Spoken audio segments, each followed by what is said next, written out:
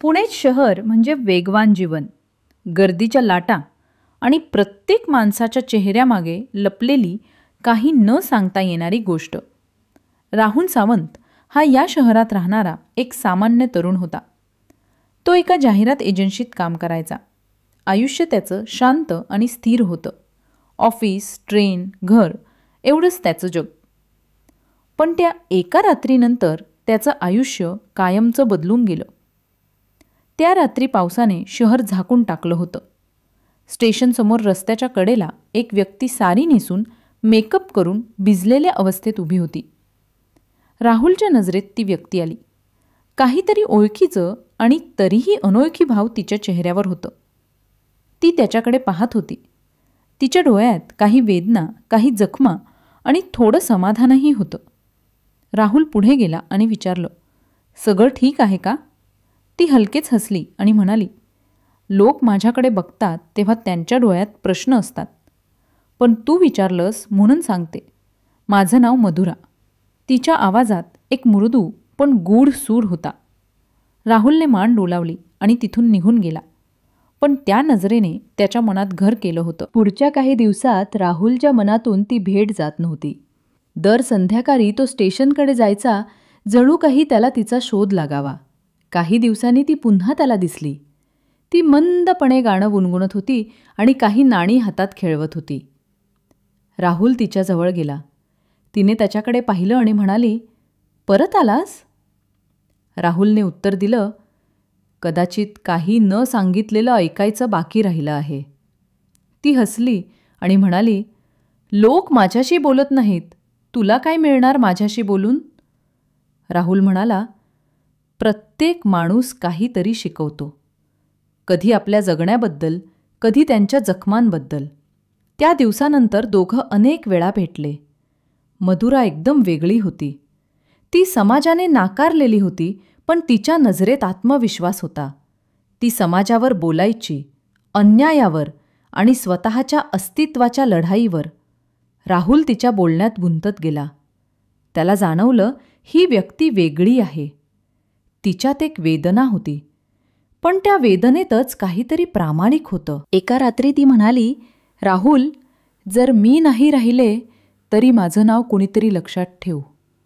राहुलला तिचं वाक्य समजलं नाही. त्याने विचारलं, "तू असं का बोलतीयस?" ती काही उत्तर दिलं नाही. फक्त हसली आणि म्हणाली, "सगळं वेळ सांगेल." दुसऱ्या दिवशी ती गायब झाली. राहुलला शोध घेतला, पण कुणालाच काहीच माहीत नव्हतं. काही दिवसांनी एका वर्तमानपत्रात छोटीशी बातमी आली. अनामिक किन्नर मृत अवस्थेत सापडली. राहुलचा श्वास अडकला. त्याला खात्री होती तीच मधुरा होती. पोलिसांनी हा अपघाती मृत्यू म्हटलं, पण राहुलच्या मनात प्रश्नांचा वादळ उठलं. तो शांत बसू शकत नव्हता. त्याने तिच्या काही ओळखींचा शोध घेतला.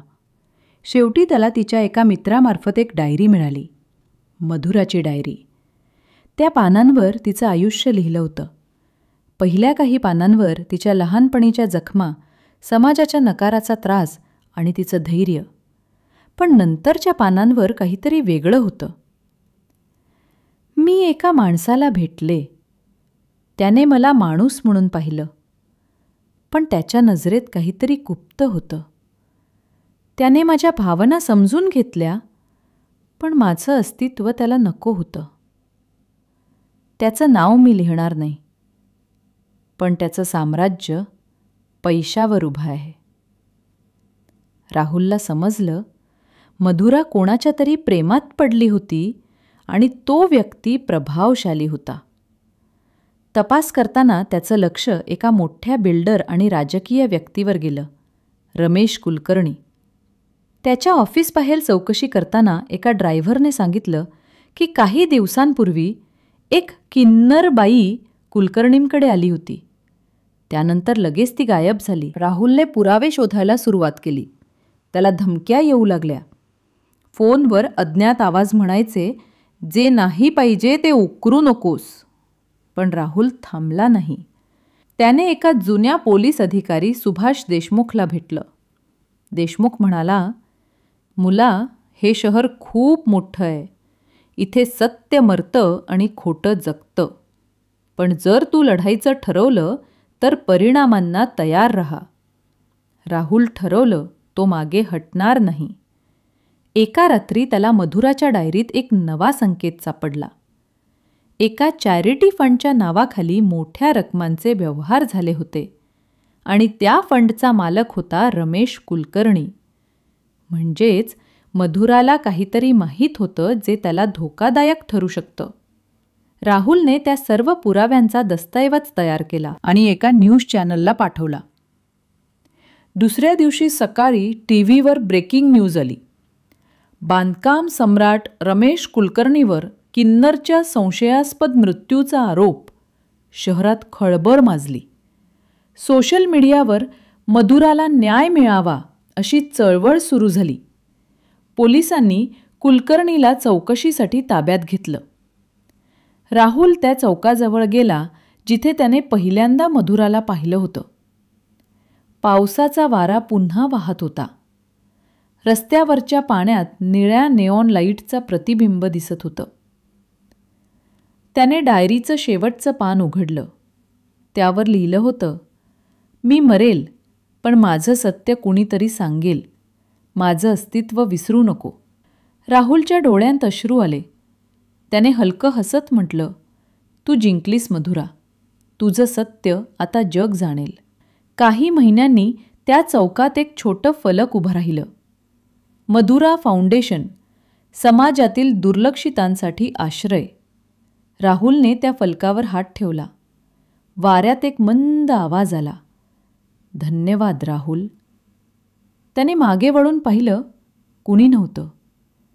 पण त्या क्षणी त्याला जाणवलं की काही आत्मे शांत झालेत, काही सत्य मुक्त झालीत आणि काही नात्यांना शब्दांची गरज उरलेली नाही. मधुराचं रहस्य फक्त एका मृत्यूचं नव्हतं.